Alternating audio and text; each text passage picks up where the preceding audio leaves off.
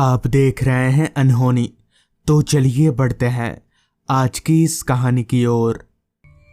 जब मैं ट्रेन में सवार हुआ तो सीट पर बैठते ही सबसे पहले मैंने मामा जी को फ़ोन करके बता दिया कि मुझे ट्रेन मिल गई है। दरअसल अभी कुछ दिनों के लिए मेरा स्कूल ऑफ है, तो मैंने सोचा कि घर में बैठने से तो अच्छा है कि मामा के घर घूम कर आया जाए।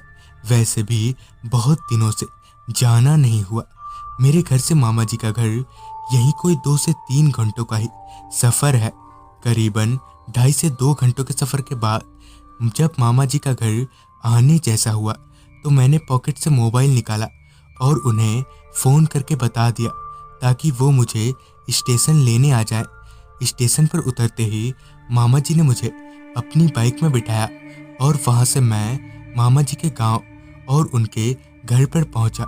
मामा जी और नानी मुझे बेहद मानते हैं। अभी मुझे यहाँ रहते हुए यहीं कोई 2 से 3 दिन ही बीते होंगे। एक दोपहर खाना पीना हो जाने के बाद मैं घर के बाहर खेतों की तरफ टहल ही रहा था कि मुझे यहीं के 2 दोस्त मेरी तरफ आते दिखे। उन्हें मेरी तरफ आता देख मैं भी उनकी तरफ बढ़ने लगा। थोड़ा और करीब पहुंचने पर पता चला कि उन्होंने हाथ में मछली पकड़ने का औजार यानी फिशिंग रॉड पकड़ा हुआ है। मेरे पास पहुंचते ही उन्होंने मुझसे बातचीत की। इसी बातचीत के दौरान पता चला कि वो दोनों मछली पकड़ने गए थे, मगर उनके हाथ एक भी मछली नहीं लगी। मछली पकड़ने का तो मैं भी बेहद शौकीन था, तो ऐसे में मैं भी चुप कैसे रह सकता था। मैंने उनसे पूछा कि गांव के कौन से तालाब में ज़्यादा मछलियां मिलती हैं, जिस पर उन्होंने बताया कि एक तालाब है जहां कुछ दिन पहले ही बहुत सारी मछलियों को छोड़ा गया है, मगर उस तालाब में किसी को भी मछली पकड़ने की इजाज़त नहीं है। मगर रात के अंधेरे में चोरी छुपे जाया जाए तो झोले में ढेर सारी मछलियां आ जाएंगी। ये सुनने के बाद मुझसे रहा नहीं गया। मैं कैसे भी करके उस तालाब में मछली पकड़ना चाहता था। इस वजह से मैं उन दोनों दोस्तों को उस तालाब में जाने के लिए मनाने लगा। वो दोनों तो पहले से ही तैयार थे, इसलिए उन्हें हाँ बुलवाने में मुझे कुछ खासा परेशानी पेश नहीं आए और थोड़ी ही देर में उन्होंने भी मेरी ही तरह बहती गंगा में हाथ धो लिया। सारा कुछ तय हो जाने के बाद हमने आज रात को ही उस तालाब में जाने का पक्का किया और फिर अपने अपने घर आ गए। मैं तो बहुत ही एक्साइटेड था। रात के करीबन 8:45 बजे के आसपास मैं खाना खाकर घर से बाहर निकल आया, ये बोलकर कि मैं दोस्त के घर जा रहा हूँ। मेरा एक दोस्त अहमद तो फिशिंग रॉड लेकर घर के बाहर थोड़ी ही दूर पर खड़ा था, मगर आसपास मेरा दूसरा दोस्त सुमित कहीं नज़र नहीं आ रहा था। मैं चलते हुए अहमद के पास गया और एक फिशिंग रॉड अपने हाथों में लेते हुए पूछा, सुमित कहाँ है, आया नहीं क्या अब तक? जिस पर अहमद ने कहा, वो हमारे पास 2 ही फिशिंग रॉड है ना, तो वो अपने घर से एक फिशिंग रॉड का जुगाड़ कर रहा है, रॉड मिलते ही आ जाएगा बोला। अहमद की इस बात पर हम दोनों तालाब की तरफ बढ़ने लगे, ये सोचकर कि सुमित पीछे से आ जाएगा। सुबह तक जिस रास्ते पर लोगों की चहलकदमी हो रही थी, अब वो रास्ता खामोशी और अंधेरे में गोते लगा रहा था। ये सोचने वाली बात थी कि उस वक्त रास्ते पर सिवाय मेरे और अहमद के तीसरा और कोई नज़र नहीं आ रहा था। खैर थोड़ी देर चलने के बाद हम दोनों उस तालाब के पास पहुंचे तो यहाँ उस रास्ते से भी ज़्यादा घना अंधेरा था। तो इसमें हमारे लिए परेशानी जैसी कोई बात नहीं थी, क्योंकि हमने लाइट का पूरा बंदोबस्त अच्छे तरीके से कर लिया था। मतलब कि अहमद अपने साथ एक दमदार बैटरी टॉर्च लाया था, जिससे कि बहुत अच्छी लाइट आ रही थी।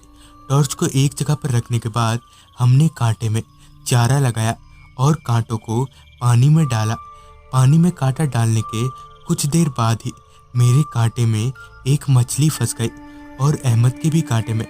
जैसा कि अहमद और सुमित ने कहा था, अब तक वैसा ही नज़र आ रहा था।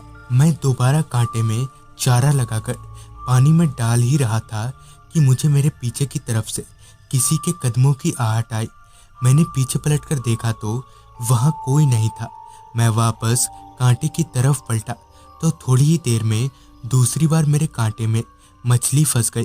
कांटे से निकालकर मैंने मछली को घर से लाए उस बाल्टी में रख दिया। ऐसे ही तीसरी बार जब मैं बाल्टी में मछली रखने के लिए पीछे मुड़ा तो पाया कि सुमित मेरे पीछे बैठा है। उसे एकदम से पीछे बैठा पाकर मैं थोड़ा चौंक सा गया। मैंने उससे पूछा, अरे तू कब आ गया यहाँ, और तेरा फिशिंग रॉड कहाँ है? जिस पर सुमित ने कहा, नहीं मिला यार फिशिंग रॉड, तुम लोग पकड़ो, मैं यहीं बैठकर देखता हूँ। जिस पर मैं अच्छा ठीक है बोलकर वापस आगे की तरफ पलटा और मछली पकड़ने लगा। मैं अभी कांटे पर ध्यान दे ही रहा था कि मेरे कानों में एक आवाज़ आई।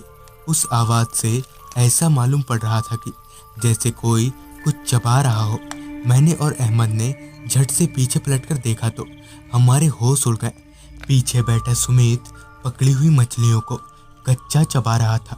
डरी हुई निगाहों से हम दोनों सुमित को अभी देख ही रहे थे कि मेरे फ़ोन की रिंग बजी।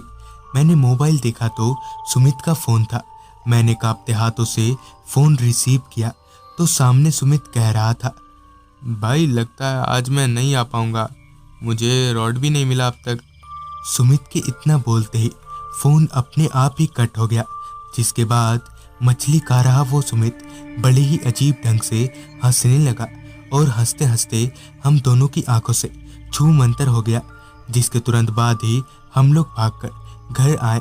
घर पर हमने किसी को कुछ नहीं बताया, मगर वो सुमित कौन था यह आज तक हमें पता नहीं चल पाया। तो दोस्तों, ये थी आदित्य जी की भेजी गई कहानी। अगर आपके पास भी ऐसी कोई कहानियाँ हैं तो हमारे साथ ज़रूर शेयर करें। तो मैं आर्यन जल्दी ही मिलूँगा आपसे ऐसे ही एक कहानी के साथ।